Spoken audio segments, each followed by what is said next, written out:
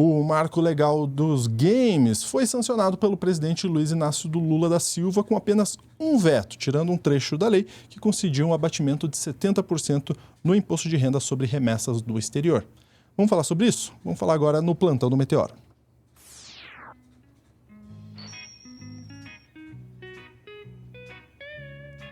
Pois é, vamos lá falar sobre o marco legal dos games. Você lembra, né? Você lembra do marco legal dos games? Se não lembra, a gente vai te dar o contexto também. E para falar sobre isso, eu vou chamar aqui na tela o Pedro Zambarda, pela primeira vez aqui no Plantão do Meteoro. Pedro, primeiramente, seja muito bem-vindo ao Plantão do Meteoro. E quer dizer, então, que a gente teve esse veto. Como que foi a recepção desse veto? E se puder também dar um contexto geral do marco legal dos games, para quem ainda não sabe o que é. Bem-vindo. Obrigado, Lúcio. Obrigado a toda a galera do Meteoro. Vamos dar um contexto, sim. O marco legal dos games, para quem não sabe, é o PL 2796, de autoria do deputado federal Kim Kataguiri, de 2021. Mas esse marco foi inteiramente refeito, tá, Lúcio? Ele era uma lei inicialmente para debater impostos para games. Ele passou por várias transformações na mão de associações nacionais, como a Abragames, e associações regionais, para incorporar algumas ideias que foram expressas, por exemplo, por presidente Lula naquela cartilha Lula Play, que foi entregue para ele durante a campanha. Teve uma foto famosa que viralizou. Eu sou uma das pessoas que foi signatária dessa cartilha, então eu cobri esse assunto e acompanhei muito de perto. E agora a gente teve um final feliz, porque teve primeiro uma tentativa de intervenção das apostas esportivas na Câmara e no Senado. Felizmente, o setor de games se manifestou para tirar as apostas que queriam ter um abatimento de imposto dentro do marco legal. O marco foi aprovado na Câmara e no Senado e foi para a sanção presidencial e foi sancionado pelo presidente Lula no último dia. Infelizmente, no mesmo dia em que estavam acontecendo esses terríveis acontecimentos no Rio Grande do Sul, o presidente sanciona. E aí, na segunda-feira, a gente viu na publicação do Diário Oficial que teve esse veto da isenção de imposto de renda em 70%. Eu entendo o que aconteceu, porque, na verdade, assim, a gente está vivendo sob o arcabouço fiscal. O ministro Fernando Haddad está querendo a questão do equilíbrio das contas e a isenção de imposto de renda tem aumentado para todas as áreas. Mas o setor ele sente uma certa desvantagem e está reagindo justamente, tanto nas associações regionais quanto na Associação Nacional, para que os games sejam vistos, de fato, como um investimento estratégico do governo, Lúcio. Perfeitamente, perfeitamente. É um tema, inclusive, importante para a gente debater, porque a gente sempre viu o setor gamer, especialmente os gamers, né, os jogadores, muito mais alinhados com os discursos da direita, né? Então, o presidente Lula, quando faz essa sanção do marco legal, é também um movimento político, Pedro. É um movimento político, é um movimento que vai na esteira também da discussão dos ataques, por exemplo, às escolas, da comunidade incel, que a gente tão bem relata. Inclusive, o Meteoro tem feito um trabalho bem interessante de denunciar o extremismo desses grupos. O presidente entende essa importância, mas aquela coisa, né? Até como pelas próprias críticas e algumas declarações dele errôneas, ele não é uma pessoa que entende profundamente esse setor de games. O fato é que o setor em si foi ouvido por todos os atores políticos. Esse marco legal passou pelas duas casas, inclusive sendo aprovado pela extrema-direita, isso é importante dizer. Foi uma minoria que tentou, na verdade, fazer o lobby das apostas, que tentou alterar o texto.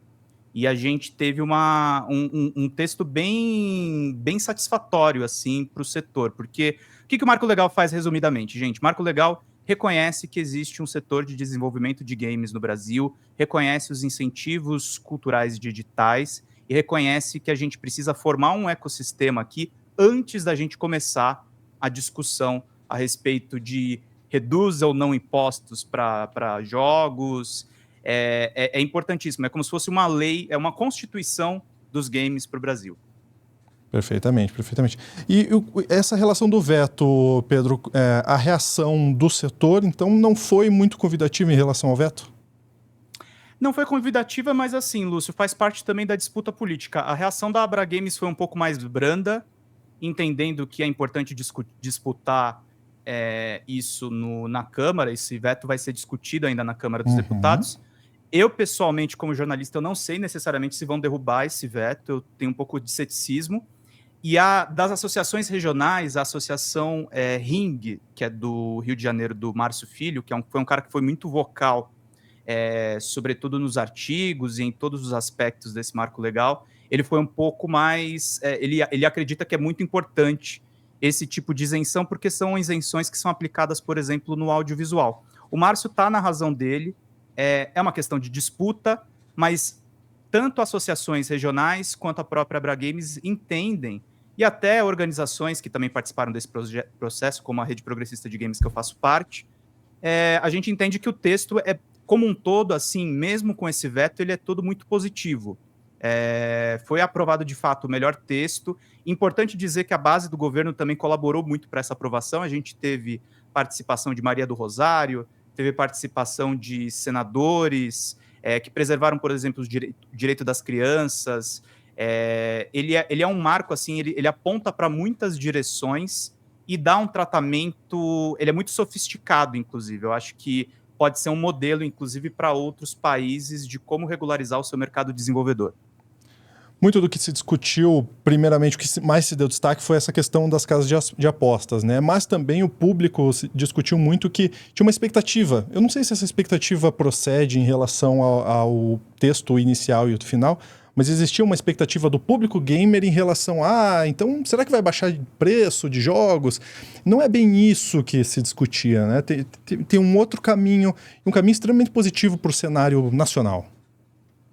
Sim, tem um caminho muito positivo. E essa expectativa do setor vinha muito, na verdade, do projeto originalmente do Kim, que, assim, com toda honestidade, e não se trata necessariamente de eu ter uma divergência ideológica com ele, era um texto muito ruim. Ele não definia nem direito o que era videogame, ele localizava o game apenas na questão do setor de tecnologia, e ele não fazia um debate aprofundado a respeito da tributação. A questão da tributação dos games, eu acho que ainda precisa ser melhor explorada, e eu acho que a esquerda também tem que entrar um pouco nessa questão.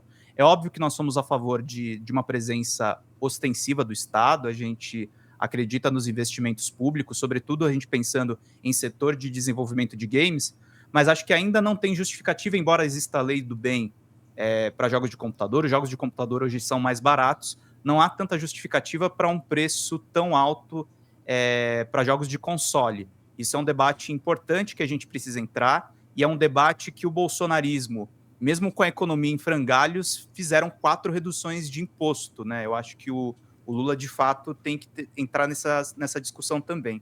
Então, foi algo que ficou faltando, mas tiveram muitos avanços. Eu vi até um comentário aqui, essa questão dos dev kits e da exportação e importação de jogos é uma das coisas que é afetada por esse veto do presidente. Perfeitamente. Podemos ver o comentário lá no UOL sobre esse assunto? Vamos lá. Boa. Não sei se é o faturamento, se eu acho que é o preço de produção, mas, por exemplo, Last of Us 2 foram mais de 200 milhões de dólares, né? Acho que é custo de produção. Não, esses jogos, né, chegam a centenas de milhões de dólares, são preços de filmes de grandes blockbusters, né? O faturamento desses jogos não deixa dever nada para esses grandes blockbusters, né?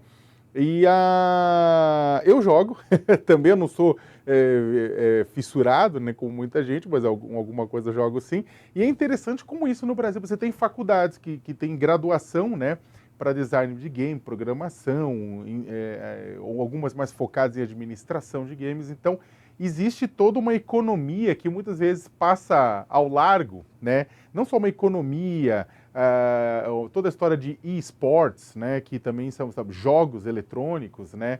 Que tem fãs e tem seguidores, que muitas vezes na mesma quantidade que times de futebol tradicionais. Então, é todo mundo, na verdade, que o Brasil precisa abocanhar uma fatia, né, no mercado que faz muita gente ficar rica e muitos países ficarem ricos fora, né? E acho que passou da hora já da gente incentivar também esse setor independente e que seja uma política que independa de quem esteja no governo, né? Seja um governo de direita, seja um governo de esquerda, que apoie o desenvolvimento dessa área. Tem também. Afinal, os dois lados jogam, né, Pedro?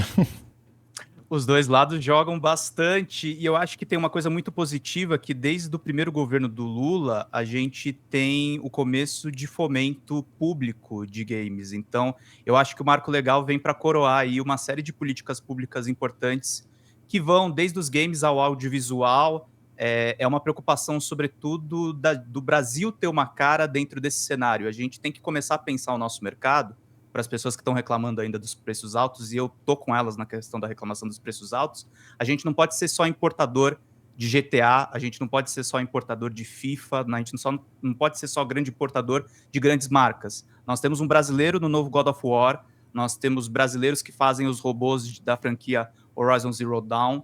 A gente precisa ter uma inserção no mercado nacional, e a gente precisa ter um mercado...